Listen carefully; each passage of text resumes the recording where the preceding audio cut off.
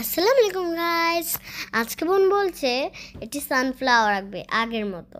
তো এখনকার আবার সে আঁকছে সেটা দেখায়নি। তো সে প্রথমেই রাউন্ডটার মতো যেই ফুলের কলিটা থাকে ওটার মধ্যে সে একটু ব্রাউন কালার রঙটা করে নিল। করার পর সে ফুলের পাপড়িগুলো থাকে না, সেই পাপড়িগুলোতে হলুদ হলুদ করে দিয়ে নিচ্ছে। সবগুলোতে আস্তে আস্তে ধীরে ধীরে করবেন। তো বোন ধীরে ধীরে করে নিচ্ছে যাতে তার সেটা বাইরে না হয়ে যায় রঙটি। তাই ওর জন্য বোন একটু ধীরে ধীরে করে নিল। আবার সে ঝিলিমিলি ফুল দিয়ে সে আবার অন্য জায়গায় চলে গেল।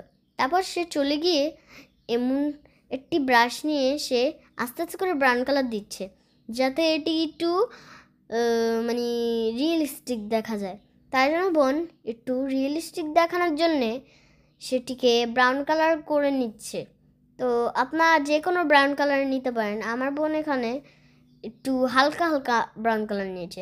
আবার সে ঝিলিমিলি ফুল দিয়ে অন্য জায়গায় চলে গেল। তারপর চলে গিয়ে সে কটন বাড দিয়ে একটু বীজগুলো দিয়ে নিচ্ছে মাঝখানের কলির মধ্যে। তারপর সে কী জানি একটি নর্মাল কটন বাড নিয়ে সেটির মধ্যে একটু সবুজ সবুজ ফোঁটা দিয়ে নিল।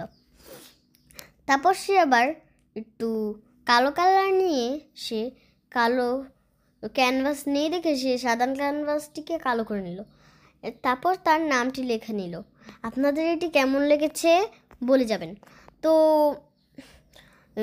নেক্সট পার্টের জন্য অপেক্ষা করুন। লাইক সাবস্ক্রাইব দিয়ে যাবেন। Bye bye.